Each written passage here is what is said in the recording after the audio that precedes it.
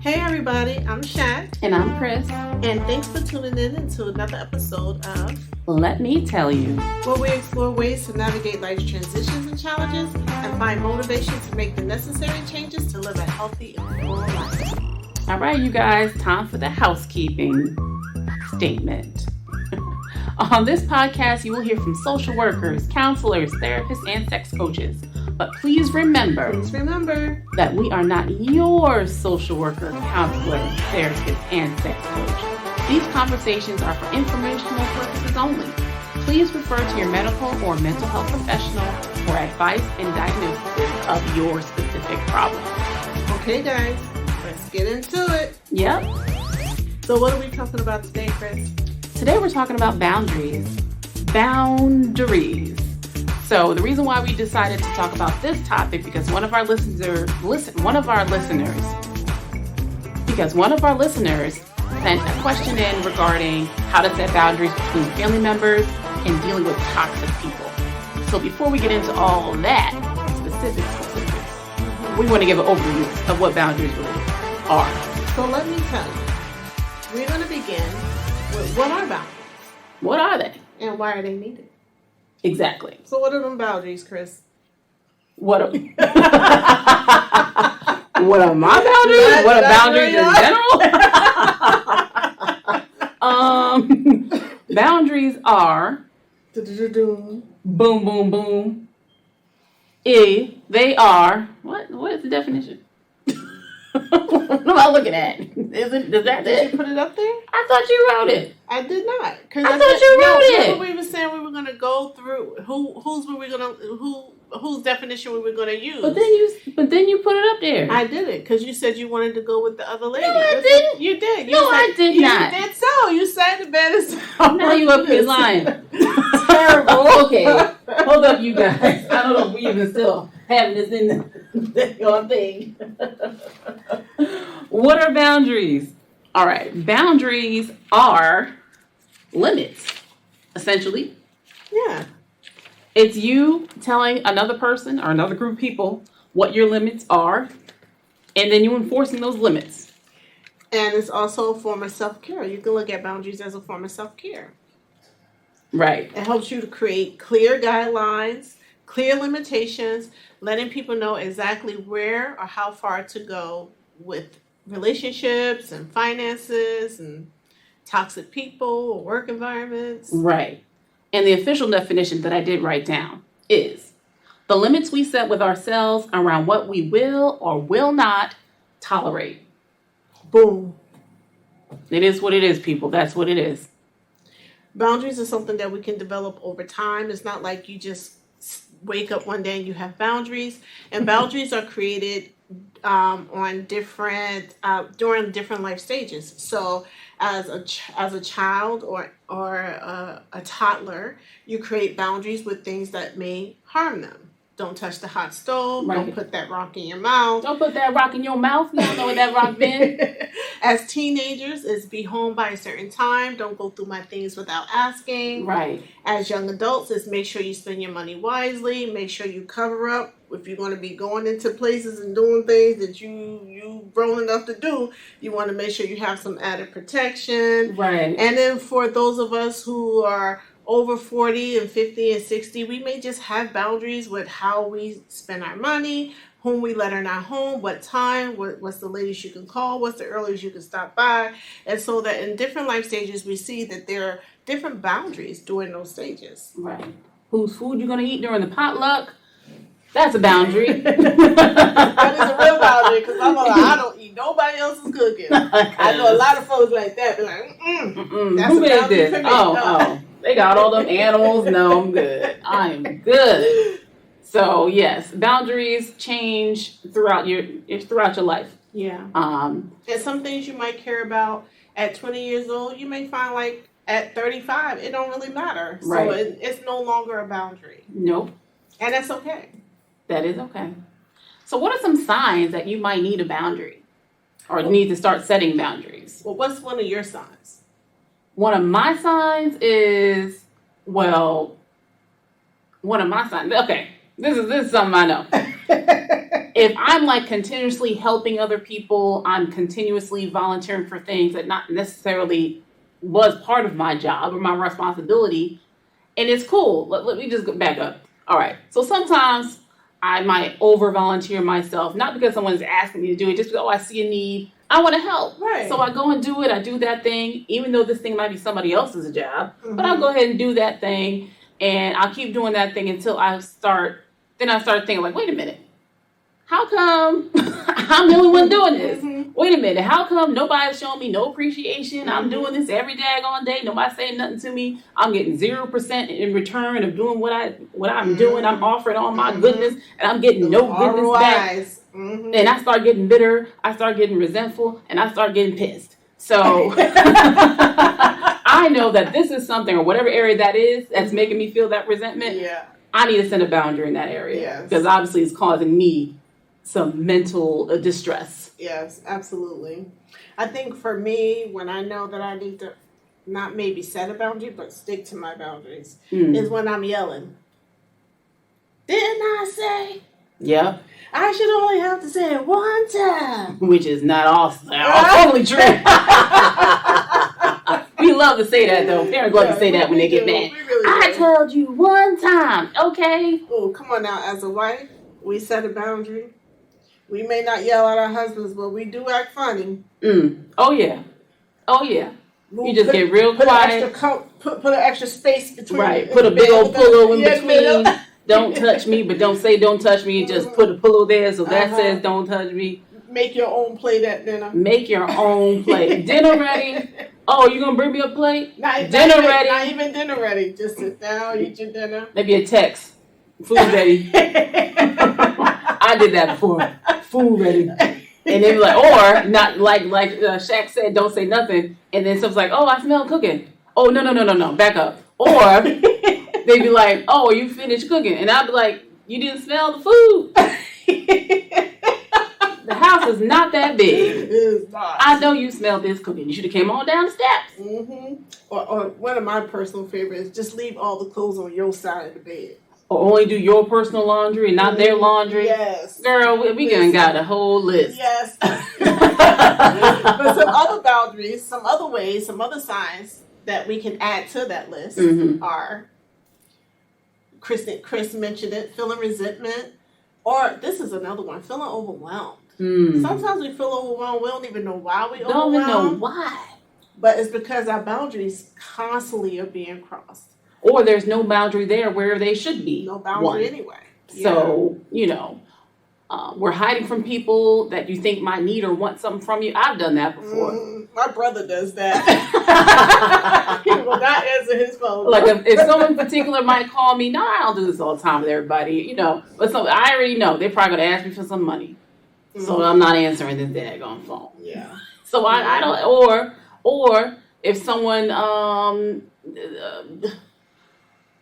comes to your office, it's like, oh, can we go have a quick meeting?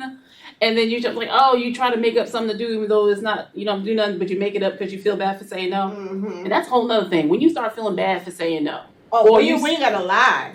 Exactly. When you have to lie to get out of it. Yeah. Like, instead of just being honest, like, I really don't feel like doing that. Yes. But, I feel like in this society or culture that we came up with, if we say no to something, we have to have an excuse. Yeah. Yeah. But that's not total facts. Yeah. You shouldn't have to have an excuse to say no. I know. I keep hearing people say this all the time. No is a whole sentence. It all is. By itself. All by no itself. Explanation. It's just no. Feeling burned out. Feeling burnt out, right? Another sign is that you're managing other people's emotions. Oh. Like you're so worried about how that person might feel or think if or you feel like whatever. That, raise your hand. If that's you, raise your hand. Raise your listening ear of a hand. Yes. just say it's me. Like, oh, I can't say no, or I can't do that because I know so-and-so will feel bad, or I know so-and-so expects me to do this, or I know so-and-so. And you're sitting there managing what you think they might feel if you don't do what they asked you to do. Yes. Instead of letting them put on their big boy, big girl, big whoever you are draws and managing their own emotions. It's not your job to manage somebody else's anticipated emotions to what you might say that will have you taken care of yourself? Yeah. That taking care of yourself is like the biggest component of that. For Right. all of us parents who might have experienced some trauma, I'm talking to you out of my own experience. This may not be your experience, but if we sit back and we do some self-reflection, we can ask, why don't we do certain things with our kids? And a lot of times it's because out of our own trauma that we're like, oh, I'm not going to do that. But we don't realize that you can do that, but within a limit. Right. You don't have to like just let them have free fall, and then when you need space and time for yourself, which is something we said, that's when you know you need a boundary. You don't have it because you haven't set limits. Yeah. Yeah. So another thing, I think I mentioned this a little bit. It's kind of connected to trying to manage everybody's emotions, but you're trying to please everybody in the room, Yeah. in the house, in the office, at the job, That's a lot of work. at the church, wherever. You're trying to please everybody. And first of all, that's impossible. Yes. There's always going to be that one Mm-hmm. that's not going to be happy. Yes. And You they will know. let you know. And they'll let you know. And then in your quest to try to make everybody happy, to make nobody be sad, to make everybody, sing kumbaya in a circle together around the fire. The fire. Mm-hmm. Guess what's burning up in that fire? What's that? Your mental stability, Yes. your sanity, Your emotional capacity. your happiness. Yes. They're singing around the fire, burning everything that gives you joy. Yes. And they singing happily about it. And you're miserable. Yeah, you're like in the fire. Miserable. And And then probably growing more angry every day. more angry, Because more you're like, why resentful. don't you notice that I need? Why You don't see take me care over of here in the me? fire? Yeah. I'm in the fire. Yes. Help Yeah. me. Yeah. Help me. Ooh, that just gave me a thought. That What? just made me think about, why don't we notice when our strong friends need us? That just gave that image of all of us being okay, but the strong friend being in the fire. Mm, And we're like, oh, that's the strong friend. right. Like, really? Really? We're missing it. That's for a whole nother topic. That's a whole nother though. episode, y'all. But it just made me think about that. Yeah. So, why do people break your boundaries? Why do they do it? Well, I know from my own personal experience, it's not setting clear boundaries. Mm, A lot of I'm very nonchalant and laid back in the things that I do and how I parent, maybe even how I wife. And some things that are important to my husband really aren't important to me. Like my daughter wearing my shoes. Well, that don't really bother me. Like as long as she take care of it, I'm okay. I don't really need her to come and say, hey, Mom, can I wear? Because she has worn my things before. She didn't ruin them. So I just let her come in. And it's only my kicks, right? She's not wearing my heels or nothing like that. she ain't wearing your Louis Vuittons. She ain't doing that. Mm-mm. But my husband's like, you need to ask. And I'm like, I really don't care though. Like it's just shoes. I don't get another pair. I don't know. You guys can't see me looking at her like, no, I agree with your husband.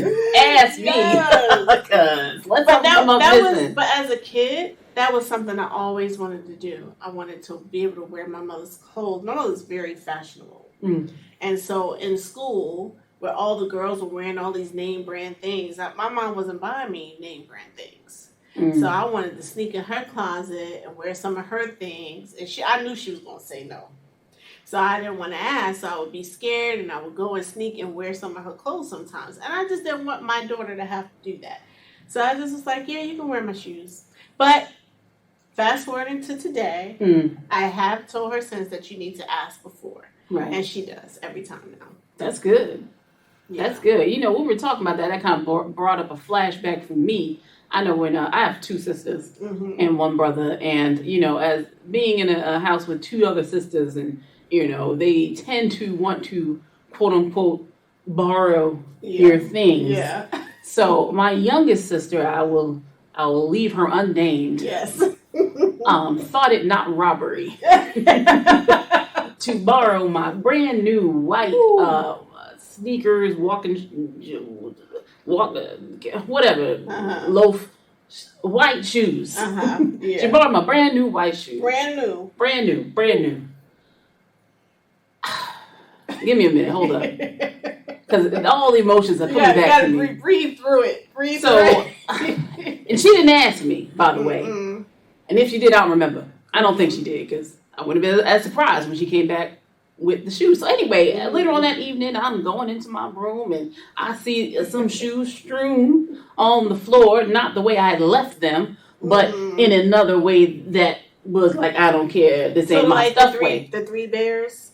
You know, somebody's been eating my porridge, somebody's laying in my bed. And... Right, but I already knew who it was because my other sister cannot fit my shoes. Okay. Well, that gave it away a little bit. But at any rate, so I'm looking, I'm like, whose shoes are these? I'm looking at, tell me why shoes that were once white were no longer. Oh. This chick looked like she'd been kicking rocks up the road in my freaking shoes. Wow. And when I had approached her regarding my shoes, I went to her. With all the loving kindness you can muster. With all the loving kindness I could not muster. I was like, girl. Instead of, like I said, I'm not trying to put her out there. I'm not going to say her name, although she knows who she is. Girl. But I said her name. What happened to my shoes?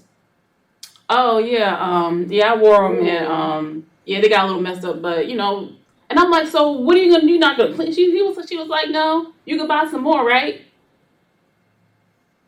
Now, I don't know if this is a child episode, because what I would say. See my face right now.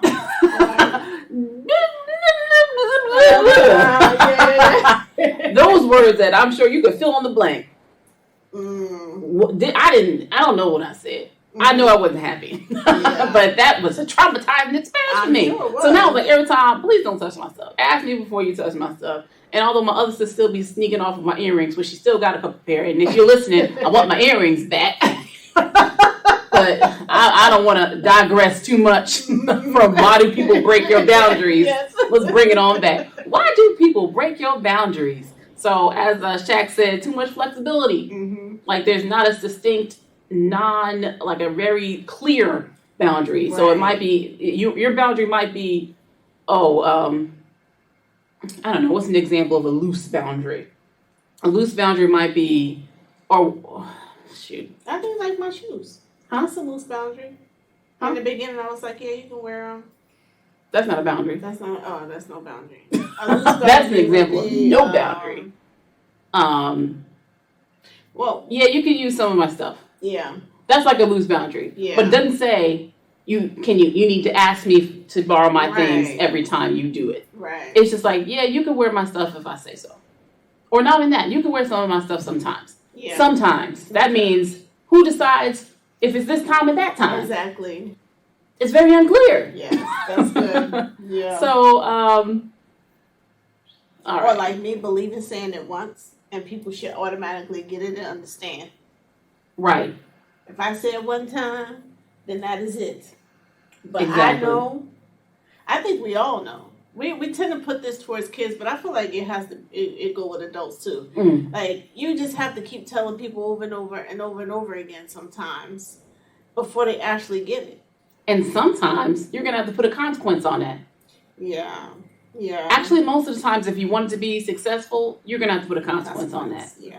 It's just like, you speeding down the road and you never get a ticket when the cops pull you over. Yeah. Why would you stop speeding down the road? Exactly. But let you get one ticket. One good ticket, one good time.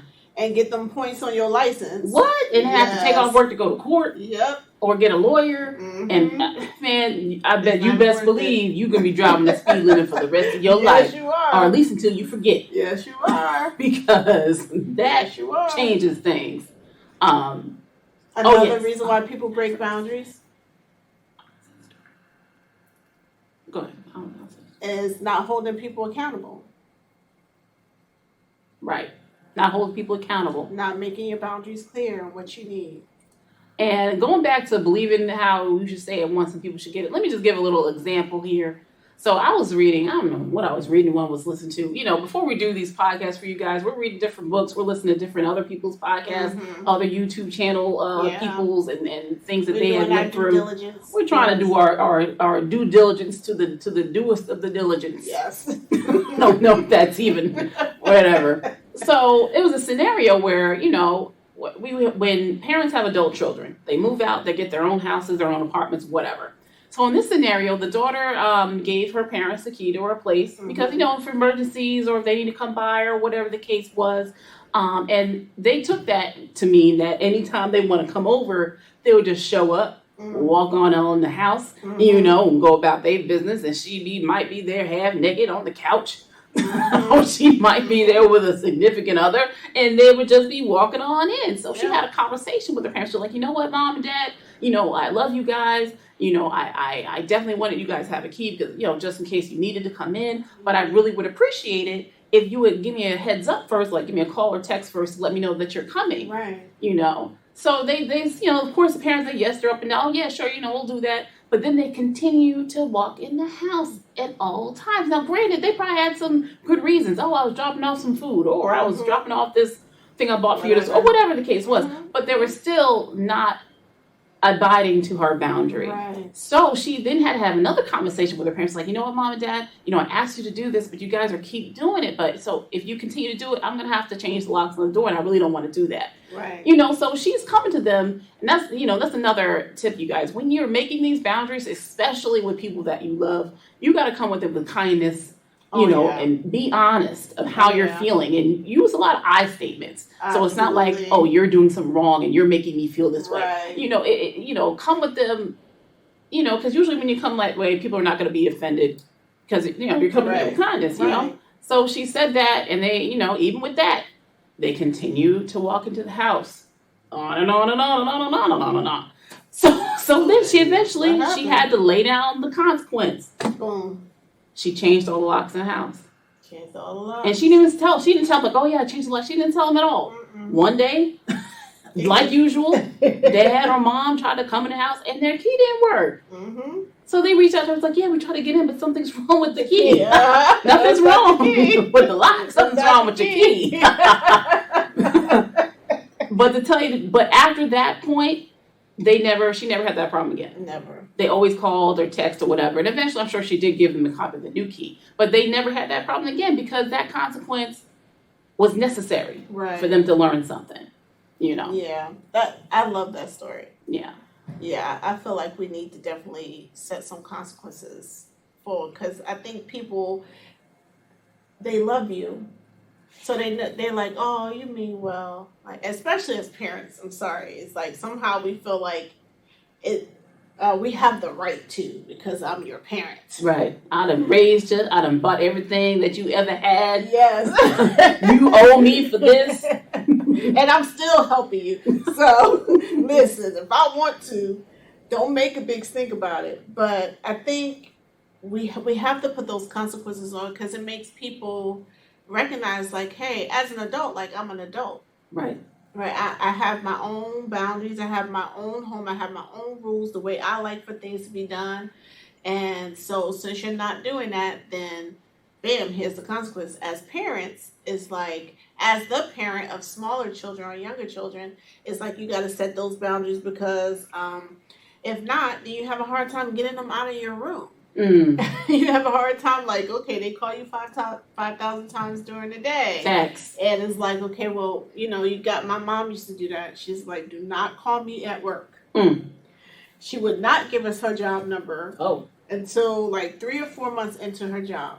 Then we were allowed, and only if it was an emergency. And if we call outside of that, believe me, it was not a pretty sight. I believe it. So some types of boundaries, and they're a couple physical boundaries. That means how you want people to be in your space. Personal space. So far away, yeah. Right. Sexual boundaries, some things you want to do, some things you don't want to do. Right. Emotional boundaries, like don't try to manipulate me. Time boundaries, that time when I got a husband like, Shakur, it's 5 more minutes. Shakur, 2 more minutes. Oh, it drives me crazy. Only because you're the late one. Only because I'm the late one. If she was on time, it wouldn't drive me crazy. Could you stop giving me the countdown? Terrible. Or send the kids, tell your mom she got 5 minutes. Yes, girl. Mommy, daddy said, that's what they do. Mommy, daddy said. Of course, like, you ain't getting me in trouble. I ain't putting me in this. She ain't gonna be mad at me. Yes. And then material and financial boundaries. Okay. So we're going to talk about how to set personal boundaries. And I got some of this information. I'm going to try to give some people shout outs. Lavender, she's on YouTube. Good stuff.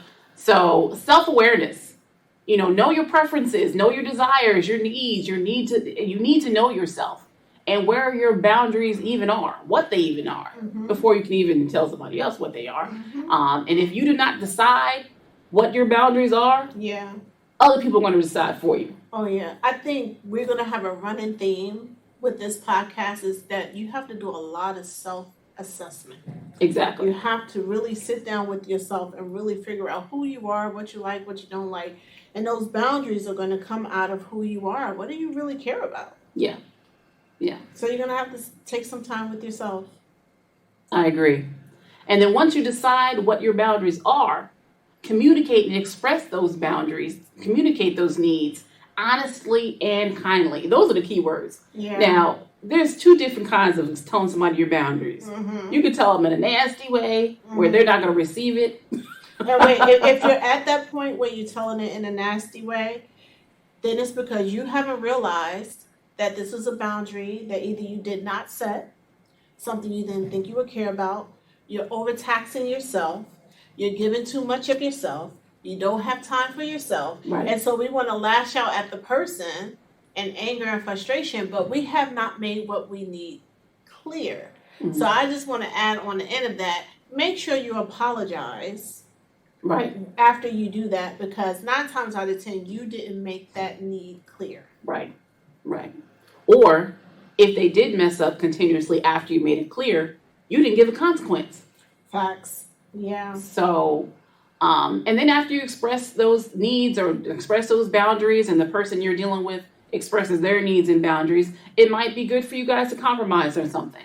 Yes. And sometimes that works. Both of you guys leave happy. Yeah. But I think that's good for all relationships. Right. But other times you can't get to that point. So if that's the case, you just need to get to the point where you can respect each other's decision. Exactly. And keep moving. Right. You're not always going to be able to agree, and that's okay. That's okay. But respect me enough to just do what I'm asking you to do. This is my limit. Please don't cross it. Right. While you're in my presence. Because, one of my limits, especially with at work, I don't like people cursing around me, especially younger people. Anyway, mostly just younger people. Because I work at a school for part of the time. So I don't let my kids curse around me. Now, does that mean I tell them you can't curse anywhere? No.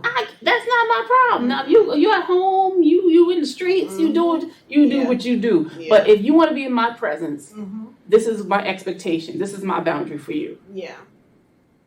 And that's pretty much what the boundary is. It's not like you're telling this person how to live their life outside of their connection with you. Exactly. You're just if you want to be in my space. This is my limit. If you want to be in my space, this is my expectations for people who want to be in my space. Yeah, that's good. And once you tell them this, you're not responsible for that people's feelings. Can you say that again? When you tell them your boundary or your need, you are not responsible for other people's feelings. You are not. It is not your responsibility to manage somebody else's feelings. It's not. Because of your need to set a boundary or your need to set limits. Right. Because if you do take responsibility for someone else's feelings, you're kind of acting like they can't handle their own emotions. Like they're not man or woman or whatever enough. Facts. To handle it. And you shouldn't take that away from them. And if you're in a relationship with a person who can't handle that, I might advise you to rethink your relationship. Because that sounds like a very codependent type of relationship to me. And that's a whole nother thing. We're going to have to do a series of codependency. Because people think, it's like the needy person. Yeah. They always think about the needy person when it comes to codependency. Yeah. But they don't think about the person who's solving the problems, who needs to be the hero. Oh, yeah. That's the other side of codependency. Yeah. Yeah. That's the other side. Yes. So, but they don't get as much slack back. At any rate, don't hold back expressing yourself when you're communicating your boundaries. And to reiterate, how they respond is their responsibility. Yes. All right. Stop trying to keep the peace between everyone all the time. Stop trying to manipulate the situation to make everything okay. You hear all that, the moms? time. All my moms out there. It is impossible. Stop. Oh, it only gives us. Still recording. It probably just has a limit of recording. It is impossible to always have harmony. Yeah. Impossible. And you shouldn't strive for it. Because guess what? Who gets affected by doing that? Who? The person trying to do it. Exactly. Exactly. But not only that, it sets unrealistic expectations for other people. Nobody else in the world is going to do that with another person. No. So then you have people who are latched onto you because you're the only person who's going to allow them to do that to Right. you. And they latch onto you and they're like leeches. Yes. They suck the life. Let go. They suck all the life. And they expect everybody who is in their presence to be just like your unrealistic self. Oh, and you know what a good way to tell is? When you're all together and you see how they treat other people. If they're different with other people than they are with you, then you should be questioning, well, why don't they do that for me? Why don't they let me have the same limits? Why don't they talk to them like how they talk to me? Why don't they give me the same grace that they give these other people? Hello. Yes. How come I'm always on the hook? Yeah. And so-and-so's not always on the hook? Yeah. That's a problem. Yeah. That's because your lack of boundaries. That's what it is. All right. Okay, so when you do have to say no, which you will have to say no sometimes when people request, say no with grace and gratitude to what doesn't serve you. Yes. Listen, we're not saying, this is not being selfish, but you have to protect your mind, your heart, and your spirit. You have to protect it all, because if you don't, nobody's going to do that for you. Nope. Nobody can love you like how you can love you. Nope. So you got to protect those parts of yourself. Right. You got to. And then lastly, practice self-love. Yeah. And what is self-love? Self-love and self-care are not the same thing. I'm not talking about, go get your massage, go get your nails done, go get, which is all good things. Don't get me wrong. Yeah. That's self-care, yes. Self-love is a little bit different. Self-love happens within you. It happens in your mind and how you think about yourself. How do you talk to yourself in your mind? How you criticize or whatever yourself. Like if you're beating yourself if you're beating yourself up in your mind all the time, you're being that consistent toxic voice in your head all the time. Every time you make a mistake, every time you do something wrong, every time, and that's that's not self-love. No. You're giving everybody else grace and mercy, but when it comes to you, you're like the villain in every scenario. Everyone. I always use this example when I talk about, self-love. I say, that person, think about that person in your life who always makes you frustrated, who is so annoying, who's nagging all the time, who's always negative, that never has anything good to say. Think about that person and imagine, what if that person lived in your head 24/7? Ooh. Listen, you'd be banging your head up against the wall. Yes, you would. And that's what you're doing to yourself. Right. You're not loving yourself well. So something I wanted to, I was listening to The Boundary Boss. If anybody knows who she is, it's Terry Cole. She writes a lot of good stuff. And this is something, I'm going to read off something that she had said in an interview that she had. And she said, not sure if your boundaries are good, bad, loose, or strict? Ask yourself the question, where are you resentful? If you're the last on your list, if your inner voice is super negative and mean, then you are literally setting the bar for your life and will attract others who agree with that low assessment. And when you feel good about yourself, live self-love. You're setting the bar higher and will attract folks who believe that is how worthy you are. Ooh. So I love that statement. Sermon right there. I know, right? Listen. Wave your hands. Stand up. Clap your hands. Give your neighbor 2 high fives. We need to have a like that. I love that. Yes. I think we need to take that quote and put it up when we get our office. We need to like have that in our office. Yeah, I really like that. That's a great quote. And I thought that was a good quote to live by. Yeah. And it's a great place to end. Yeah. Yeah. It's a great place to end. So thank you guys for joining us for another episode of Let Me Tell You as we discuss boundaries. Thank you for listening to another episode of Let Me Tell You with Shop. and Chris. We will bring you another episode next Wednesday at 7 p.m. To get notifications and to listen to past episodes, please follow and like us on Instagram at lmtu.sc, on Facebook and YouTube at Let Me Tell You. And of course, if you're listening to us on Podbean, make sure to follow us. Lastly, let me tell you to live a healthy and full life.